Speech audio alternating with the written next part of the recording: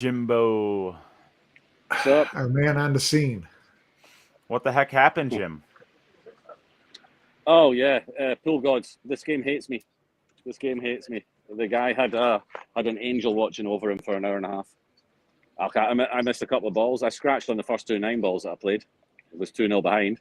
Then I got into the match and I was playing well, and just lost control of the cue ball a couple of times. And I managed to play 3 lock-up safeties, but in the process of playing the safety, I made a ball just getting kicked in. So I ended up safing myself 3 times, deadly safe.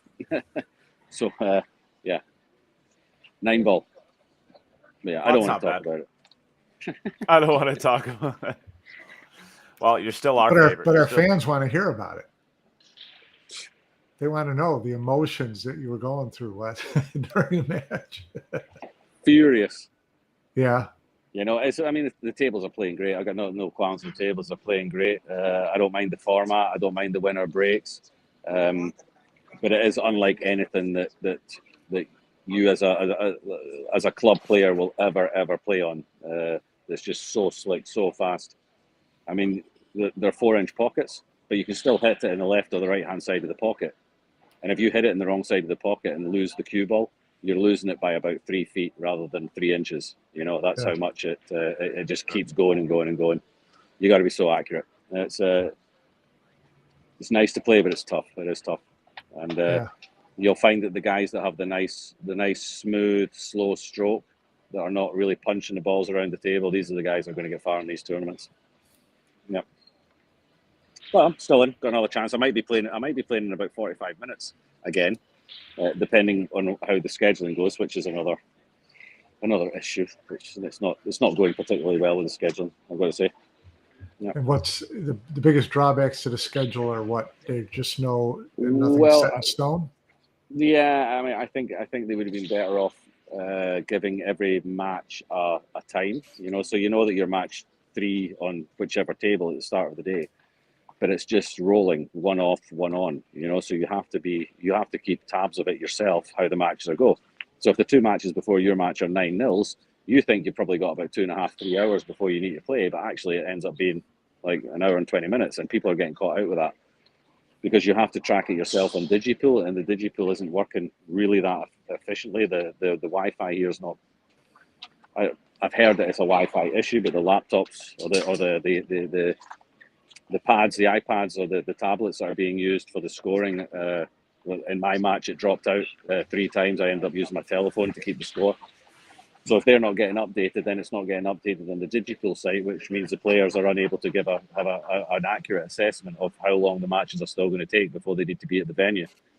And of course, with it being the first day, a lot of players are only playing one match. They don't want to stand here for hours and hours and hours just for one match. So they want to be in their apartment relaxing or in their hotel relaxing, and just get here like 20 minutes before so they can just have a little practice and then start, you know.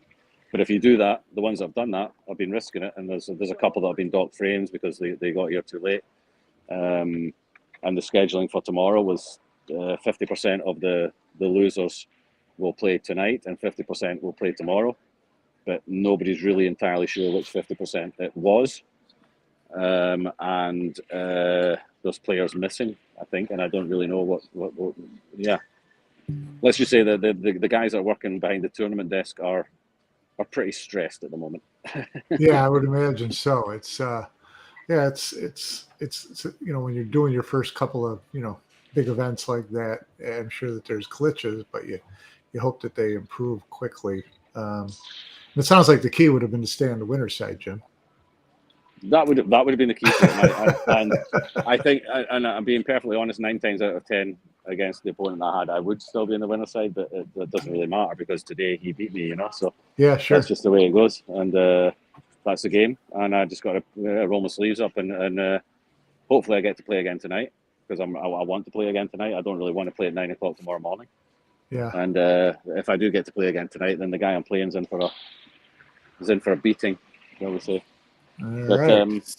So do you at least know who you're playing? Yes, I do. That's somebody from Sweden.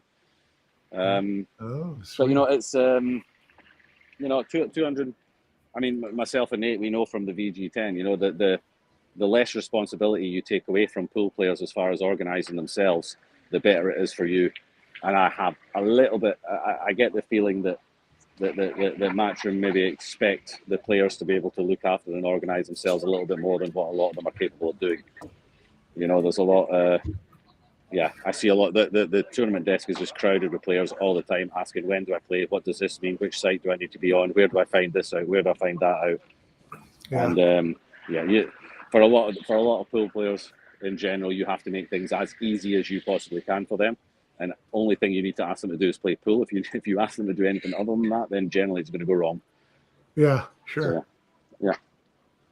Yeah, you would think they would know that by now. I think they're learning. It's always amazing how, like, you can play. You know, these players that are playing in this event, they've played in probably 10,000 events in their life, and they still have no idea how one works. And constantly need to be held hands to get through them. And the system, the system. Don't get me wrong. The system that the Matchroom are trying to use for this, or the impression I get from the system they're trying to use for this, on paper, is great.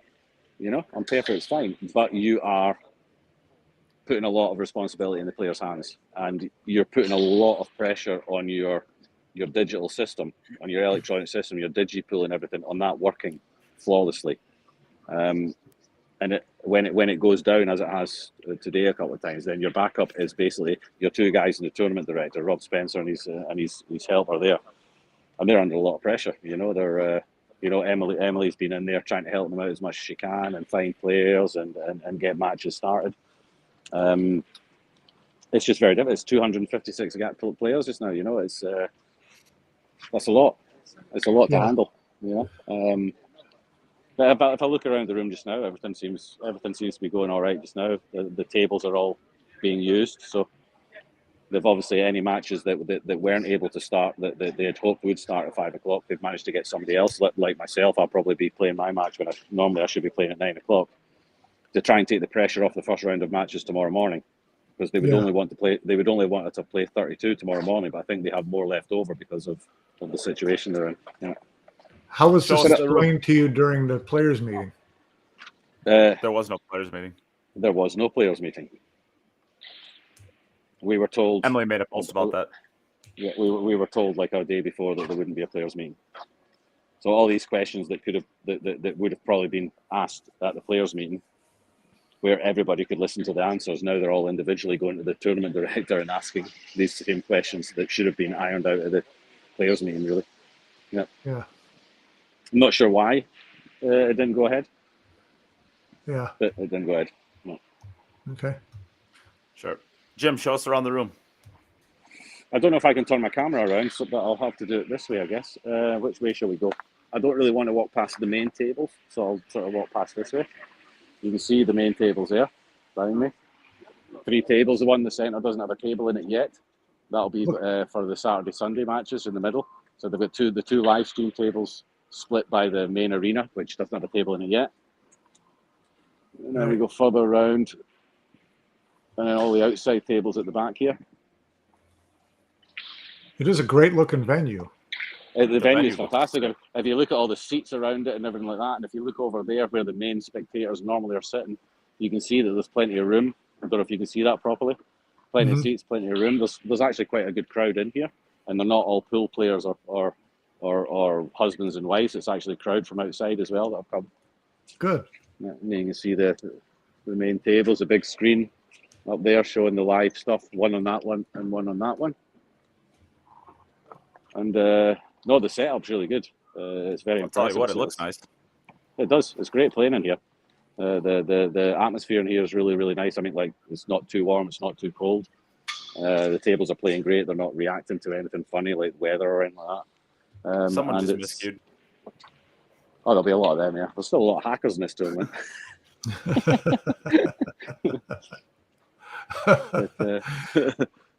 And you can see the trophy is in the new UK Open trophy. I'm not sure if you can see that properly past Marcel, our referee. You know, Jim, if you can, you could probably just jump that fence right there and just go grab it and run away with it, and then you could get yourself a trophy. I was going to say it's probably the only chance I'll ever got of touching it. Yeah. Well, you can climb in there and do a selfie for the audience. It'd be great. Yeah, there you go. I will say this: I've been watching Marcel on this side table, and he is not nearly as professional this event as he was in the past. There's I've seen twice now where like a ball would be rolling out on a foul, and instead of letting it roll all the way out, he just grabs it halfway through it. Like the ball's still rolling at a pretty nice pace, and he'll just grab it. And there was a match that finished on one of the stream tables where the player potted the 9 ball for the last. It was Yoho Sum against Kingarau. I mean, he won 9-0, but the last 9 he made, the white was rolling around the table. He turned around, shook Kinga's hand. As he turned back around to the table, the white was still rolling, and he picked it up. So technically, is that a foul? Yeah, I don't know. So yeah, you can expect to see these things on. Yeah. Well, this is. I mean, you want to talk about like the guy who just always seems to be as. I don't want to say nitty because I think that's too derogatory, but this guy's like. This is like the one guy I would have thought would never cut a corner ever, and he's cutting them left and right now. Yeah. Well, the referees, there is for the 2 stream tables, there is one referee who has to run back and forward. You saw there, they're not beside each other. There is the main arena in between. So he's running, literally now he's running again, running back and forward, racking balls. I mean, there's only one referee for those 2 tables. Right. I heard they were going to be short on refs. I was just about to say for 256 players, they're a bit short-staffed. I mean, once you get past day 1 and day 2 and like a quarter or a half of the field are gone, then it starts to get a little bit easier to run. But at the moment, it's a little bit chaotic for the referees, for all the officials, for all the matchroom staff. They're working their asses off. They're doing their best, but it's tough. It's a long day for them as well, And again, pool players ask the stupidest questions.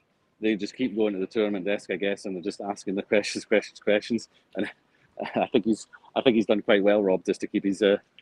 He hasn't had a Darren Appleton moment yet, so he's done quite well. Yeah. I thought you were going to go Darren. I thought you were going to go Darren on us at the beginning, talking about your match. Yeah, you get over it after a while, don't you? I mean, listen.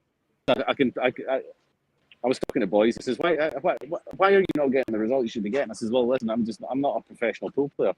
I said, "I'm the best air traffic controller in this room, but I'm certainly not the best pool player." I'll do my job, you do yours. I'm here for a bit of fun. Yeah. That's what it is. Being on site, Jim, tell us. Yeah. Jim, bye, Jim. Well, I was about to say, being on site, what's striking you? Yeah, right. I was curious to see if he had watched any matches, or if he'd seen any other players, if anybody stood out to him. I mean, I don't know. I guess these snooker players that come over. I mean, I feel like it's like I hate the Cowboys. But like, there's something about people talking about the Cowboys that, like, if you watch ESPN, all they're going to do is they're going to talk about the Yankees. They're going to talk about the Cowboys. And like, there's something about it by the end of it. Like, you end up wanting to not talk about it, but like hearing people talk about the Cowboys. And honestly, with all these snooker players that they constantly are talking about, like I somehow find it interesting just to track along and see how they're doing. And I guess 2 of them in the field, they're both got pretty convincing wins. And if I'm not mistaken, was it Gold played a U.S. pro that's, nobody to sneeze at. Pretty good win. Yeah, I didn't see their matches, but I will say that, I feel better about American pool because American pool players got trashed so bad last year at the U.S. Open. And this year, all they talked about was all the British players, the English 8-ball players, and the British 9-ball players going to come in there and surprise all these people. They've been getting slaughtered. And I've watched I've watched a number of matches where there was a lot of Raymond Kuhlman's impersonations going on with some of these guys. So I did feel a little bit better about the state of the game in the U.S. There's I mean, you've got the snooker players. You've also got a couple of the English 8-ball players who can do damage at an event like this. They're not going to win it, but they can compete with not like the top guys, but with the 750s to the 770 Fargos. But there's also a lot in here that just can't, and they're just here just because they want to play in the event. you know, and this is It's similar like to the US that. You Open. know, yeah, good luck to them, you know, and but you know, these snooker players are not. You're not going to see any of these snooker players in the last 16. I can promise you that, you know. I mean, it's Not a in cheap my entry. opinion, anyway. Oh yeah, it was free for them. I'm pretty sure. Yeah, decent chance. Yeah. But no, don't expect them find, to. I did see someone But- post something about the Sea Games, Southeast Asian Games, that took a few, you know, good players away from this tournament. Yap, Beato, Yeah. a couple of those guys, and Beato and Johan Chu are in the final of the 9-ball there. Yeah. Well, I mean, there's so many matchroom tournaments now, you know, and the whole ranking that players are going to have to more and more in the future make choices between which events they play. I mean, Kelly Fisher, for example, she's got a good chance of being selected for one of the GB teams for the World Cup of Pool. But there is the German Open women's event. The dates clash, and there's 20,000 first prize for that. Now, Yeah, Kelly right. Fisher, pretty good chance that she's picking up that 20,000. Does she drop that to play? Does she drop that to play in a World Cup of Pool? No, but but on the other hand, I could see players who belong to national federations, especially in Asia. Well, obviously in Asia for the Southeast Asian Games, you know, that they would have to pick. They would almost have to select that event over UK Open. Yeah. You know, Yeah. someone like Yap for sure. Oh yeah, Gary Wilson beat Blaine Barkas 9-6. Blaine Barkas is a real player. Well, these So guys who that's a play, I mean, you can't leave the table open to these snooker players because they will run it. Sure. But it's just their kicking and their break, their kicking, and their jump shots is just they struggle with that, you know. So if you play a smart game against them, then you're going to make them work hard, you know. Yeah. I'm excited for the second match. He's get to play Chris Alexander. Chris Alexander's been in all of the VG events, and I don't know, he's one of my favorite players. He's I been like playing watching him really play. well recently. He's been playing He's been really, hitting really really well good. recently as well. Yeah. He's been getting some good results. He's not been winning any tournaments, but he's been making sure that top players are not winning tournaments. He's been knocking out some big guys in Bucharest. He did it as well. He's playing really well at the moment. I think he quite enjoys these conditions. I'm just looking at one of the stream tables. Sanchez Ruiz is about to make it hill in his match, and that's a losers round match. So Sanchez is on the hill to go out of the tournament on day one. Wow. That's a losers match. That's a losers match, yeah. Who did he lose? I didn't notice who he lost to early on. He lost to Jason Theron from South Africa in the first round. Yeah, Jason Theron. Yeah, right. So he's hill now, with the break. So he's favourite, but he was 6-0 behind in that match. Wow. Yeah, 6-0. You want me to play this evening? I think we can. All right. Yeah, I'm playing this evening. I'm on the podcast. You want to say hello? There's Emily. I don't think they can hear you because I've got my pods in. No, we can hear her. Kind of. Hi, Emily. Probably looking for maybe 2 minutes or something that will give you a good update on what table will be on. All right, perfect. All right, great. Okay, looks like I'm playing tonight. Yay! In about 20 minutes or so. So ask Emily if we can live stream it while talking to you. I'll play it with my pods Sanchez in. Ruiz. Oh, it's on You it's on their Facebook. Yeah, it's on the Facebook. Yeah, I'm kind of watching out of the corner of my eye right now. Yeah. So, Jim, what's the most impressive part about the room or the tournament so far? Besides you in that sweet jacket. Yeah, it's good, huh? Yeah, I'm gonna go. I was up speaking to the onboard guys. I was gonna do a little interview with them as well, and then put it on the podcast. I'll do some interviews with some players. I'm gonna do some 20 questions with as many players as I can get, just quick fire, yes or no answers, and you know the kind of Erler, Efren, those kind of questions, and try and get as many of the players as I can, and pump that on the podcast for everyone to enjoy. But as far as the most impressive thing about the arena, I think the actual match arena, the three table match arena. I mean, the actual arena that you're going to be watching on Saturday and Sunday looks really nice. The lighting in here, it's a nice venue for watching it. You know, we're all nice and close to the tables. It's a top event. You know, just little things that I think just learning moments for match, perhaps we should call them. They're very good, and they're established in the 1 or 2 table setups, but they're still quite new with the multi-table setups. They've got 24 tables. 24 tables, correct? Yes. Yeah. Yep. That's a lot of action. That's a lot of action, and it's a lot of matches to fit in, and it's I mean, they've got to play 128 matches today, and then a losers round as well, half a losers round, so that would be 32, 128, 160 matches. Did I say that right? It's a lot of matches for them to, especially when there's no scheduled time for it, and it's just a rolling ball effect that you go on after the match before it's finished, Yeah. And there's been so many 9-0 matches or quick matches that it's been taking people by surprise. And here's Sanchez Ruiz about to break on the hill. Yeah. See if I might see if I can get a bit closer. People are going to get grumpy with me if I stand in their way. Yep, it's just starting back up on Facebook. Oh, he's got no shot on the 1. Dang it, Jim! Wait. Stop it! You're ahead of Yeah, me. stop it. Yeah, we're on a 10-second delay here. So I'm not betting on you on the final 9. That's for Man, sure. how are you saying that's no shot on the 1? That's he a can shot. hit it, but he can't put it. He's played the 1-9 combo. No, he's made it. Joking. Shut up, Jim. Just back slice it into the corner. But I'll let you see. Shall I let you see the player's view? The player's view from one of the TV tables. Nice. That's not bad. I don't care what people say about that gray cloth. I think it looks amazing. It's nice to play on. As you do see the edges of there's a couple of balls that you do see a bit better on it. Yeah. Have you watched any other matches, Jim?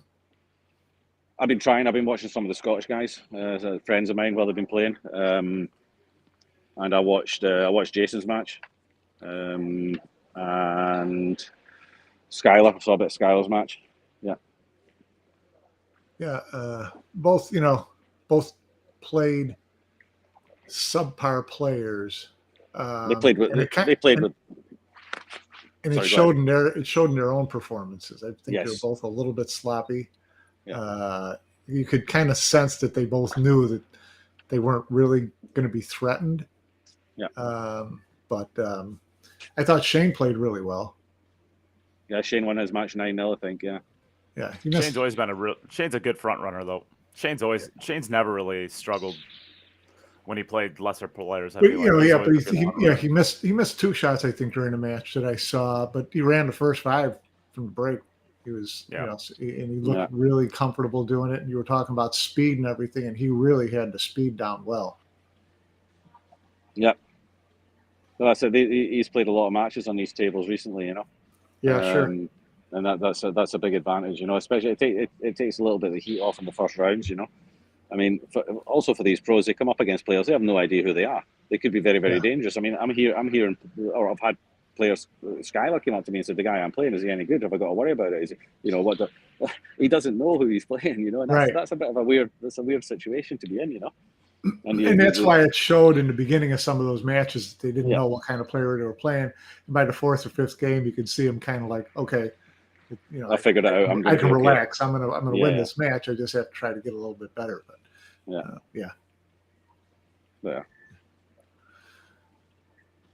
No, it's good. I think it'll be a good tournament. I think it's going to be when these tables are played in for like 4 or 5 days. I think we're going to see them playing quite a bit tighter, and it's going to be a proper test. It's going to be a proper test for these players. I'm looking forward to seeing who gets to the last 16.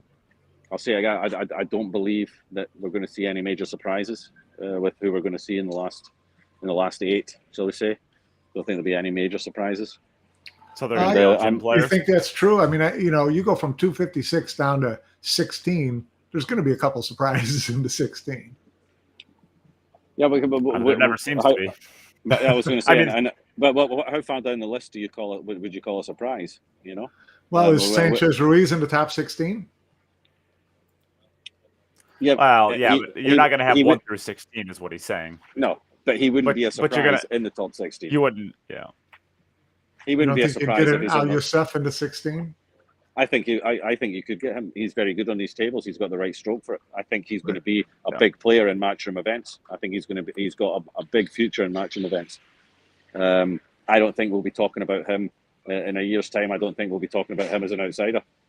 Yeah. I think he has a proper game for these tables. I actually practiced with him yesterday, and he just hits the ball so easy. So easy. Nothing was getting hit hard into the pockets. He was in the right angles all the time. And he's just such a smooth player. Yeah. That's what you need on these tables. If you're forcing balls to get around the angles, you're going to miss. Jim, what do you think about Wiktor's chances of doing well here? Haven't seen him play yet. I expect him to go through the first few days pretty much without any battle scars. He's played a lot of pool recently. He was saying to me, I spoke to him yesterday, he was saying he was a bit tired. He felt tired in Bucharest. He played a lot of matches. He did. And then traveling here. So, I mean, it'll be good for him that the first couple of days here, if you win your matches, it is only one match a day. So he's got a lot of time now to just, relax and get a proper sleep. And did he yell at you at all for having him not be one of his players? No. Not yet. But I mean, again, he's a player that if he's in the last 16, it's not a surprise. If he's not in the last 16, it can happen. Yeah, he's not one of the one. He's not one of the ones that has to be in the last 16. But he's also not a surprise if he is. Whereas you would say like a Shane, Alvin, Phil, or Jason, they should be in the last 16 every time they play. Yeah. I don't know. I'm not quite as there as you are, but well, have I been wrong before? Never. On every single non-matchroom event. But this is what the whole discussion was about: matchroom events. These are the four guys. No, it was about the top. No, it was about the top events. Yeah, that's matchroom events. By the way, Sanchez Ruiz is at the table and shooting. Yeah, he had ball in hand. He's at the ball in table. hand on the one. So yeah. He's at the table. I got him on the 2. No, he's just made the 4. Okay, Made the 4. Well, yeah, there's no trouble. No trouble as long as you're through the 4 and get onto the 6. I mean, there's no trouble. That's quite a comeback. He was 6-0 behind. Well, funsies. Yeah, that's pretty good. All right, Francis. And see, this is Ruiz wins. And this is one of these ones where he could end up winning the tournament now, and he looks back and thinks, I almost went out on day 1. I've ended up winning the tournament. It's a long climb back to the top 16 when you lose your first match. Yeah, okay, but you got to do it. Well, you only have to get a single knockout now. Yeah, you only have to get to it.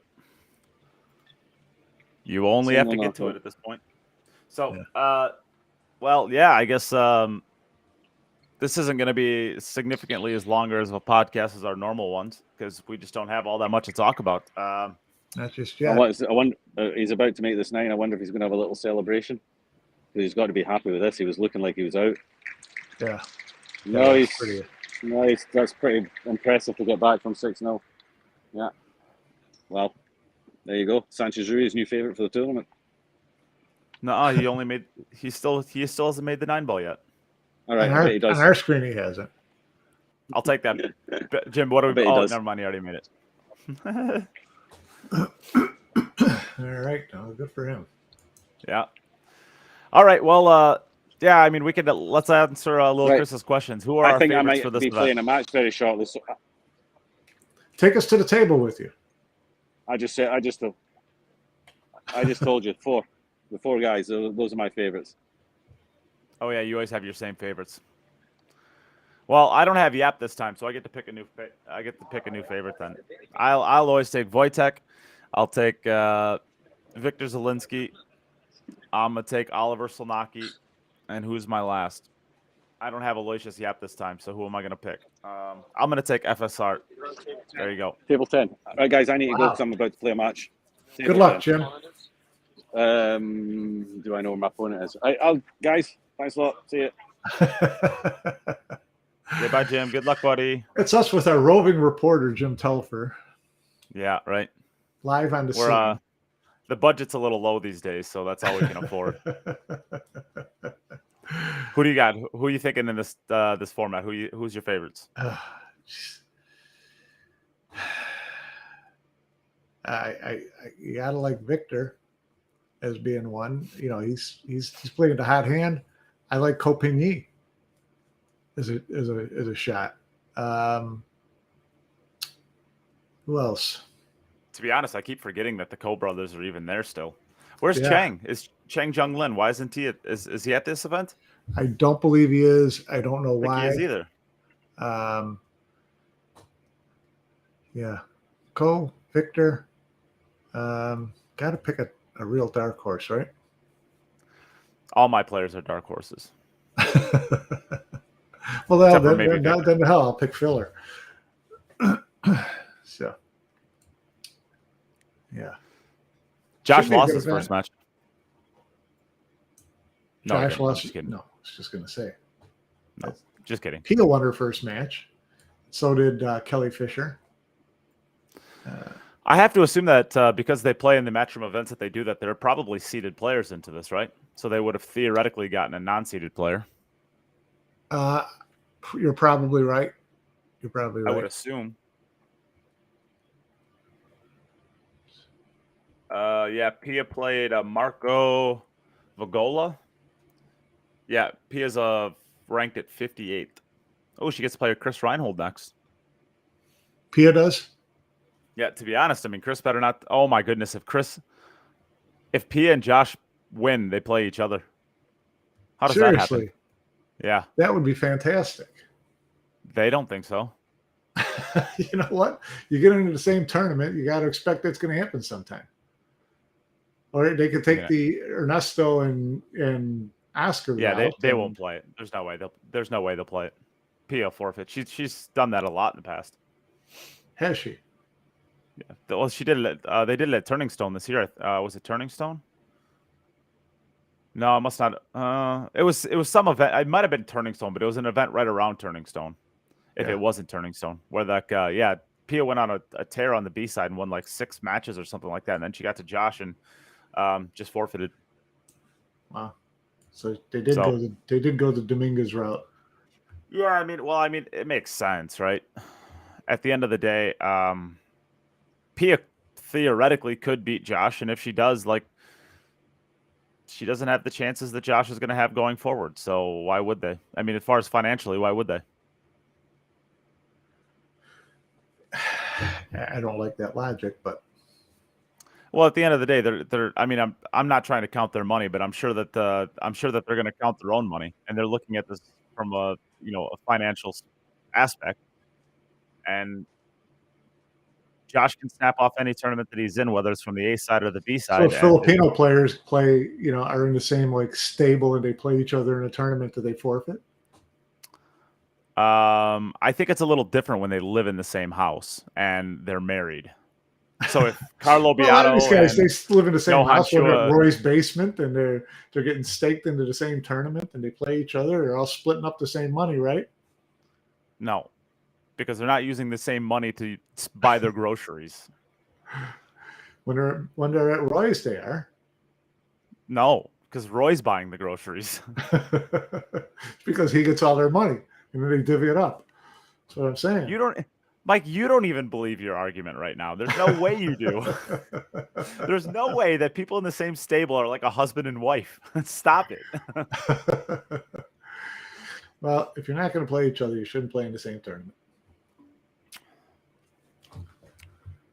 Professional athletes or not. Let them decide. Are they professional athletes or not? That's the big argument, right? That's an argument that you could make. I would say that they are professional business owners, and their business is their ability to win at pool tournaments. Okay. All right. Did Tyler Steyer went down the first round, correct? Yeah, I mean, he continues his slide. He's been on a 2-year slide now where he has just not played anywhere close to his level from 3 years ago, which is a bummer. Have you talked to him about it at all? I have not. I feel like I maybe should, but at the same time, I bet he might not even agree that he's in a slide, or maybe he would. I don't know. Yeah. not getting past the first or second round in tournaments would have to be considered a slide. Well, on top of that, I don't know if I can name the last time he cashed in a deep in a tournament. Event. Yeah. It would have been the Australian Open last year, probably. So Shane Wolford won his first match as far as American players go. Chris Reinhold. Yep. Sky, of course. Sky won. Shane won. And Nick De Leon won. Nick De Leon won. So, yeah. Decent first day showing. Yeah, I think tomorrow's going to be the true test. Where, let's see here. Chris plays Pia.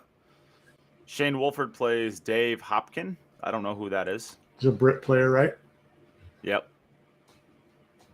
Yeah, going through here, looking at Sky plays Nils Johanning. German player. I'm not totally sure who that is. Yeah, so I don't know. Were you surprised as me by all the 9-0 scores? No, I'm not. Yeah, because like I said, it was kind of like I said. It was, to me, it was actually, and I'm not, kind of making fun, but not. It was a little refreshing to see that this tournament was a lot like the U.S. Open, where a lot of local and national players just threw their money in and are considered pretty good players, and went in there and realized they're not at this level. Well, to be honest with you, Mike, I think yes, that's part of it. But as somebody who's played in plenty of the Predator events, most of these players are club players, right? They might be really good club players, but they're club players. And they get to play on brand new cloth with brand new balls on a brand new playing surface probably once a year, and they're club players. So by the time that they've, unless they are literally the first people on it and they play on it for the next, 20 hours, they're probably only going to have an hour to 2 hours of that new equipment kind of playing surface to play on. And now you're asking some of these, even top club players to come in and play against people who do this for a living, right? They're always playing on these surfaces. They're always playing on brand new cloth, brand new balls, brand new playing surfaces all the time. And, they don't have an adjustment period, but all these club players are like figuring out how to draw a ball 5 inches instead of 3 feet. It's just, and I think that's good it's good for regular everyday pool players to see that this is what happens if you try to step up in class. There is a big difference in the top players and the next level players. A lot of it's based on conditions, knowing the conditions, how to play the conditions. And that's true in a lot of different sports, right? Where that's where, you get great house pros and great club pros and things like that. They go to a real professional tournament, and it's a whole different ballgame. Yeah. I think it's honestly it's a huge deal when you're playing on. There's no easy run out. If your stop shots become 4-inch draws, you're coming across the table 2 rails turns into 3 because your speed's all wrong. I mean, you're constantly you're literally playing almost on like an ice skating rink, having never skated before in some of these situations, or at least not very often. So, I mean, when you're playing against somebody like, let's just see if I can find the first 9-0. When you're playing, okay, so Tomas is a great player actually. Wiktor had to play another Polish guy. We won't look at that match. Trying to find a 9-0 in here that Well, Shane was 9-0. Dennis Graba was 9-0. Yeah, I mean, Alex Kazak is playing against Daniel Lim. Like, I don't know who that is, the Daniel Lim guy, but like, maybe he's from the GB. Maybe it's one of those situations where Alex plays on these things all the time and knows the conditions. And Daniel, maybe you're not going to get many opportunities against a player like that, anyways. And maybe if you play on old worn equipment like he plays that in his club, maybe it's 9-3 or something instead of 9-0. But yeah, so I don't know. I think playing conditions have a lot more to do with it personally than just the giant. I mean, there are levels to this, right? I mean, at the end of the day, there are levels to this. So I'm not trying to refute that, but it can be tough if you've never played on the newest conditions. You barely ever do. So Yeah. yeah. And Sarah, I guess just to wrap that one up, I'm only saying Josh because Josh is a significantly better player than Pia. So I think there are situations where if the wife is significantly better than the husband, the wife should go on, right? And now, and if you're talking about like a weekly tournament or something like that, no. But like if you're talking about the biggest events of the year, like at the end of the day, I don't fault them at all for letting Josh go on and forfeiting because, you know, if Josh goes on and especially if it's like a one-loss side, I mean, Josh could go on and win any tournament from the B side. Pia probably isn't going to. So just financially, it makes more sense to give yourself the best chance of making money. And it's not a male or female thing. It's whoever's the better player, to me, anyways. But I mean, I'm still opposed to it. I don't think there's any sport in the world that would allow that to happen at the top professional level. Honestly, you're right there. I think. And you know, you've got a sport now. You know, same-sex couples. What happens then? Just go with the better player. Whoever's the it's Whoever's not the better it's player, not a matter. The other one tanks and goes out of the tournament and forfeits. I think you should get fined if you forfeit. I just, to be honest, I don't think if depending on what the professional sports, you should play to win. I'll say this: depending on what the fine is, it's still financially more viable to do that potentially. I understand that, but make them pay for, Sure. you know, But giving someone a free pass into the next round without any especially if you're effort, going to start without even having to gambling queue up. They can sleep in late.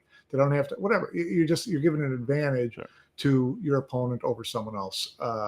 That is a real thing. I never thought about that. That's a real thing. Skipping a 9 a.m. match or something like that. I mean, yeah, sleeping in, got the next day off.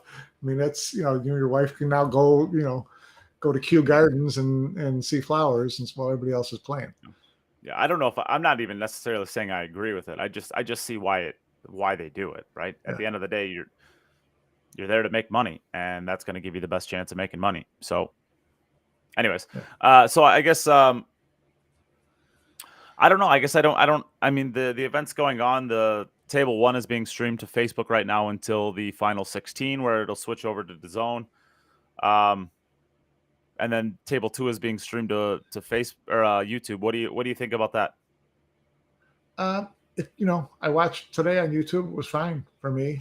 I liked it. The quality's good. Yeah, the quality's great. They actually have announcers on both tables. So we're not just seeing a static camera and no announcing, you know, so there's actually an element of being able to follow 2 matches at one time. I like that. So yeah, I mean, you know, it's all incremental, right?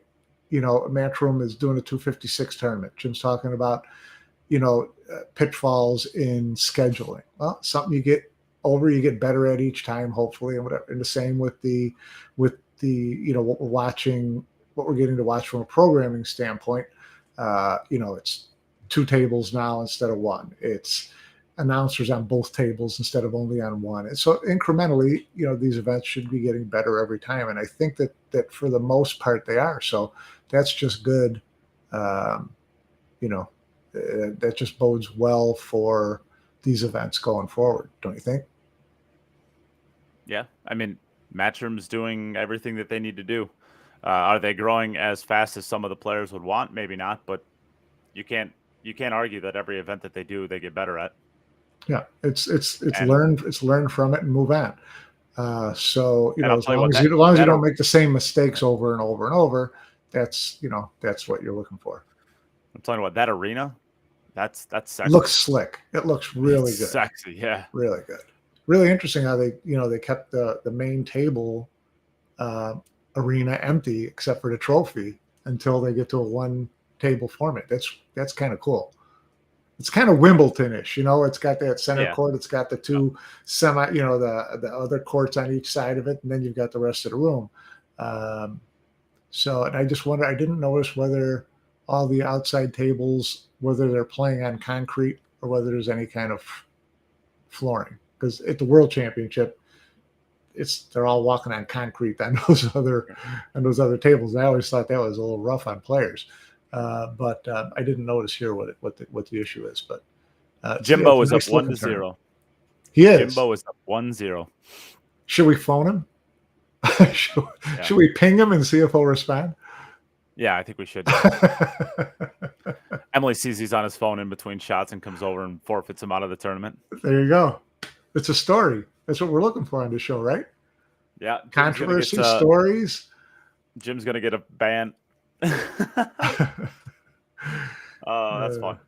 No, I mean, I guess the event looks awesome. I didn't watch a lot of it this morning. I'm just actually kind of tuning into it now not now, but earlier for the first time, and everything looks good.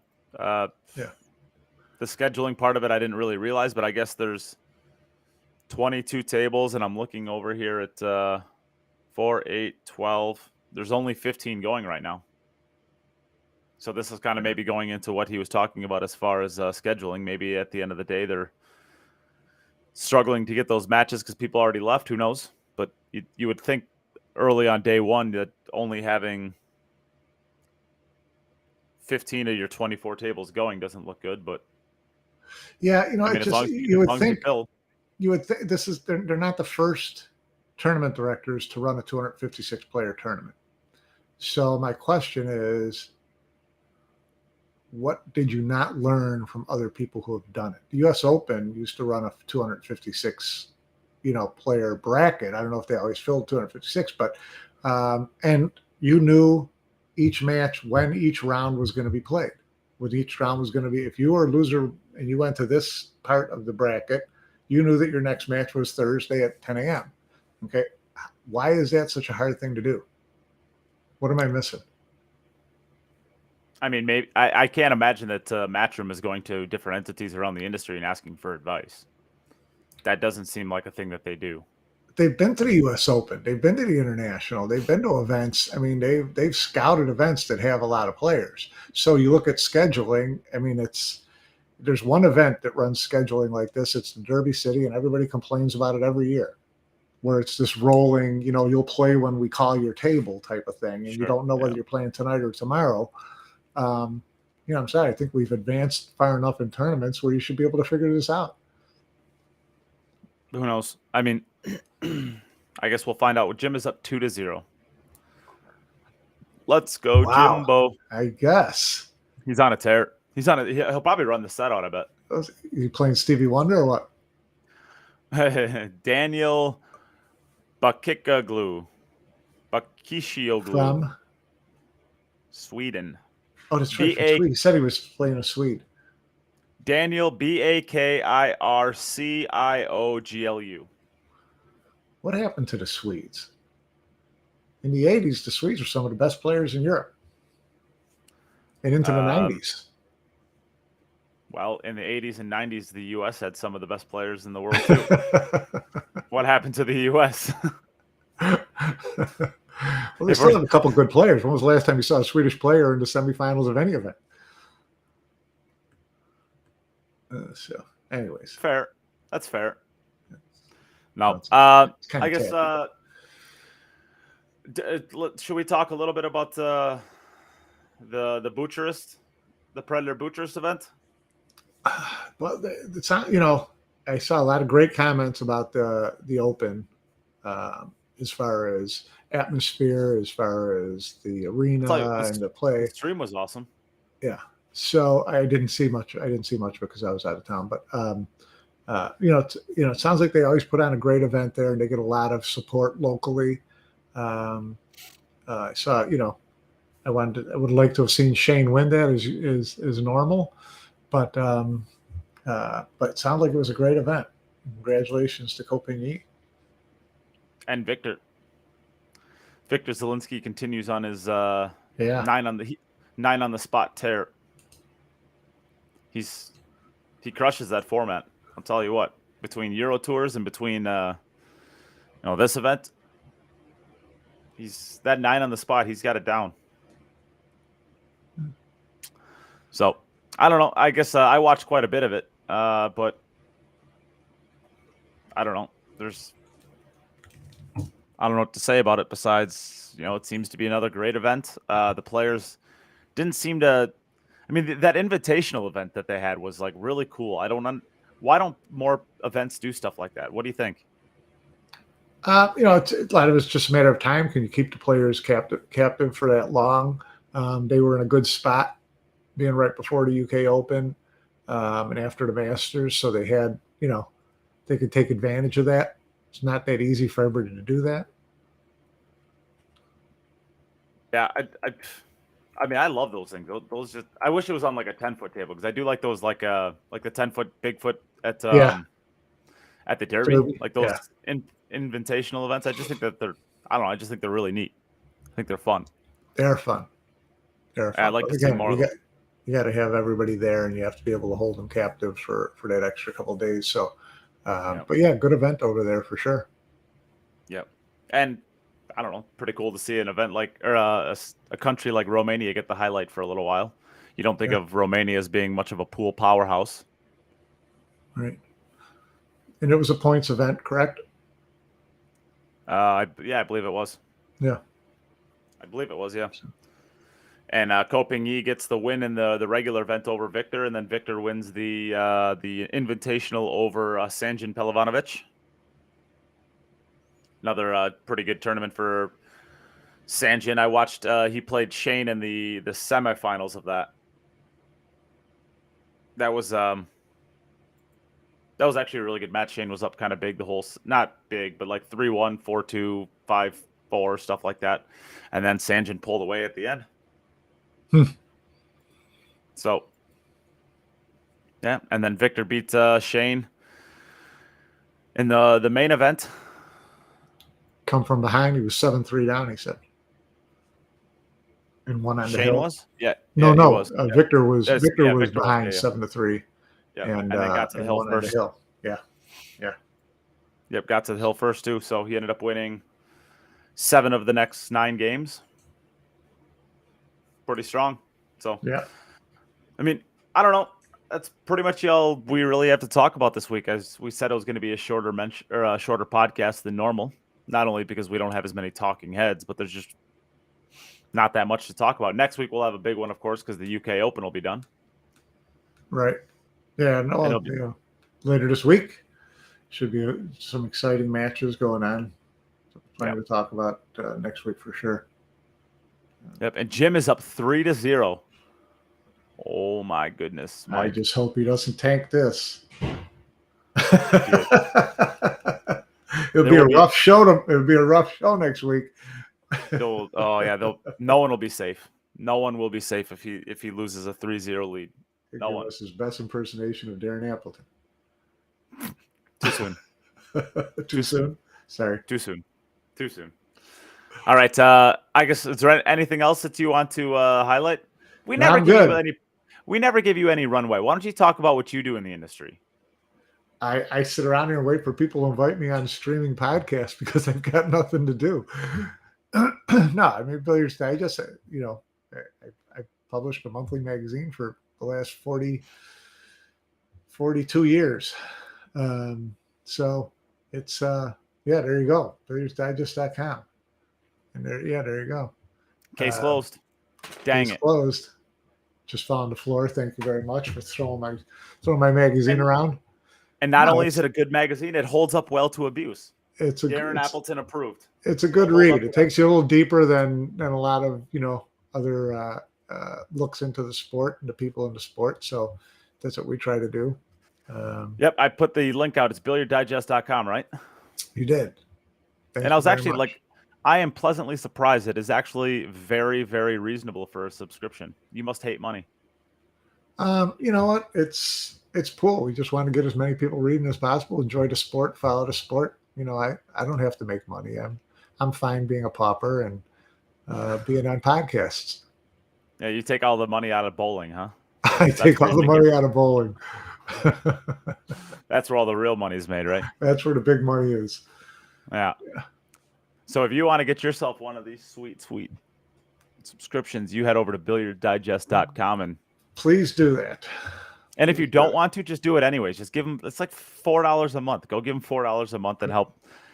The more money you guys give him, the more cocktails he'll buy me in Vegas. So that's very important. That's right, man. For every subscriber, everybody that subscribes from this show, I'll buy him a drink in Vegas at Moscone. You must not be. Either you're going to be broke or you're not going to Moscone. I'm going to Moscone, and I'm happy to. Herbs and Rye too. Herbs and Rye. That's Oh, I our love place that in place. that's our place in Las Vegas. Don't go spreading the word. This is kind of an under radar place that we want to keep crap. quiet. Okay, I'm gonna have to. I'll cut that. I'll cut that out of the podcast. Okay. Well, other than that, I mean, I don't know. I got nothing. This is we're gonna be under an hour for the first time in about a year. That's nothing wrong with that. You know, hit Nothing hard, wrong with that. hit hard, get in, get out. Speaking of hitting hard, getting in, getting out, Jim's up 4-0 now. Wow. He is playing pissed off, isn't he? I think he wants to get to the bar. That's where he wants to get to. Yeah, that's Well, got to be. because- Now he doesn't have to play at 9 a.m. tomorrow morning. So now he has a little bit more time to recover. That's exactly what happened here. He's looking at it like, if I win now, then I don't have to play till tomorrow afternoon or tomorrow evening. I can go out tonight and light it up. That's our Jimbo repping well. Yeah. Well, you wouldn't want him to be inconsistent. Let's put it that way. That's true. That's true. All right. Well, we'll get out of here. Thanks everybody for tuning in. I don't know. Maybe we'll end up getting another podcast later on in the week before the final 16 and talk about that. But for now, we are done. Maybe we'll see you by next week. Maybe we won't. Who knows? All right, Mike. Thanks for joining me again. Always